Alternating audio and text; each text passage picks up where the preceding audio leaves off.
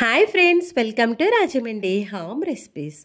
ఈరోజు మన ఛానల్లో మిగిలిపోయిన ఆవకాయతోటి ఎంతో రుచికరంగా ఉండే దొండకాయ ఆవకాయ కూరని ఎలా తయారు చేసుకోవాలో ఈ వీడియోలో ప్రాసెస్ని అయితే చూపిస్తున్నా. మా చిన్నప్పుడు ఆవకాయ మిగిలిపోయిందంటే అమ్మమ్మ ఇలా దొండకాయలు తీసుకొచ్చి ఎంతో రుచికరంగా ఉండే దొండకాయ ఆవకాయ కూర చేసేది. దొండకాయ అంటే ఇష్టపడని వాళ్ళు కూడా లొట్టలు వేసుకుంటూ తినేస్తారు, అంత బాగుంటుంది.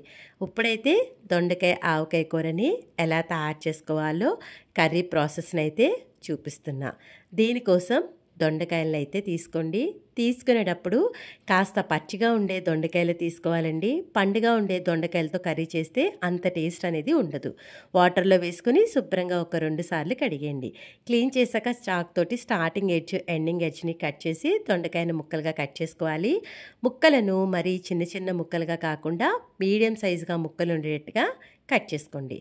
కర్రీ చేసుకోవడానికి స్టవ్ ఆన్ చేసి ప్యాన్ పెట్టి ఆయిల్ వేసుకోండి. హీట్ అయిన తర్వాత కట్ చేసి పెట్టుకున్న దొండకాయ ముక్కలు వేసుకోవాలి. 1-2 పండిన దొండకాయలు ఉన్నా పర్వాలేదు, కానీ మ్యాక్సిమం ఎక్కువగా పచ్చిగా ఉండే ముక్కల్నే తీసుకోండి. ముక్కలు చూస్తున్నారు కదా, ఇలా మీడియం సైజు ఉండేటట్టుగా కట్ చేసుకొని మీడియం ఫ్లేమ్లో ఆయిల్లో కలుపుతా ఫ్రై చేయండి. ఇలా కొద్దిగా వేగిన తర్వాత ఉప్పు వేసుకోండి. ఆవకాయలు ఉప్పు ఉంటుంది కాబట్టి ఉప్పు కాస్త తగ్గించే వేసుకోవాలి. పసుపు దాకా పసుపును కూడా వేసేసుకోండి. ఉప్పు పసుపు అంతా కూడా ఈవెన్గా మిక్స్ అయ్యేలాగా గరిటెతో కలిపేసేయండి. ఇలా కలిపిన తర్వాత ఆయిల్లో దొండకాయలను అయితే వేయించుకోవాలి. వేయించేటప్పుడు బాగా క్రిస్పీగా ఫ్రై అవసరం లేదండి.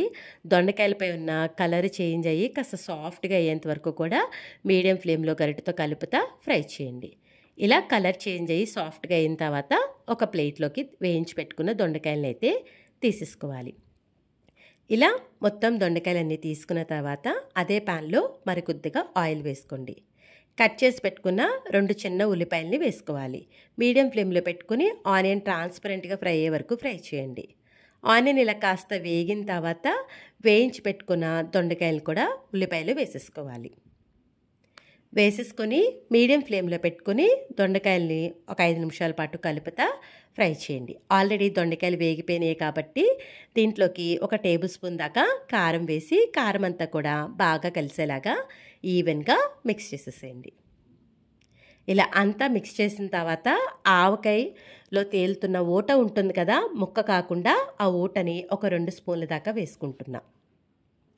చూడండి, నేనైతే ముక్క వేసుకోవట్లేదు, ఓన్లీ ఊటను వేసుకుంటున్నాను. ఊటతో పాటు కావాలంటే మీరు వెల్లుల్లి కూడా వేసుకోవచ్చు. ఊటంతా కూడా బాగా కలిసేలాగా కలిపేసుకుని లో ఫ్లేమ్లో 5 నిమిషాల పాటు కుక్ చేయండి. 5 నిమిషాలు కుక్ చేస్తే ఈ విధంగా ఆయిల్ అనేది సపరేట్ అవుతుంది. అప్పుడు కర్రీ కుక్ చేసుకోవడానికి కొద్దిగా నీళ్ళను వేసుకోవాలి. ఇలా దొండకాయలు మునిగేంత వరకు వేసుకుంటే సరిపోతుంది.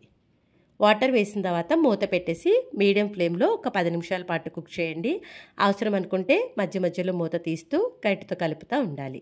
దీంట్లో ఉన్న వాటర్ అంతా దగ్గరగా అయ్యేంత వరకు మీడియం ఫ్లేమ్లో కుక్ చేసుకోండి. ఎక్కువసేపు ఏం పట్టదండి, 10 నిమిషాలు వాటర్ అంతా కూడా దగ్గరగా అయిపోతుంది. చూస్తున్నారు కదా, ఇలా వాటర్ అంతా దగ్గరగా అయిపోయి ఆయిల్ సపరేట్ అయిన తర్వాత స్టవ్ ఆఫ్ చేసేసుకోవాలి. అంతే, ఎంతో టేస్టీగా ఉండే దొండకాయ ఆవకాయ కూర అయితే రెడీ అయిపోయింది. వీడియో నచ్చిందా? అయితే ఒక్క లైక్ ఇవ్వండి. మీరిచ్చే లైక్ వల్ల మన వీడియో ఇలాంటి మరికొంతమందికి అయితే చేరుతుంది. మీరు కూడా ఈ దొండకాయ ఆవకాయని ట్రై చేసిన తర్వాత ఎలా వచ్చిందనేది ఈ కూరని మీ అమూల్యమైన ఫీడ్బ్యాక్ని నా కామెంట్ సెక్షన్లో తెలియచేయండి.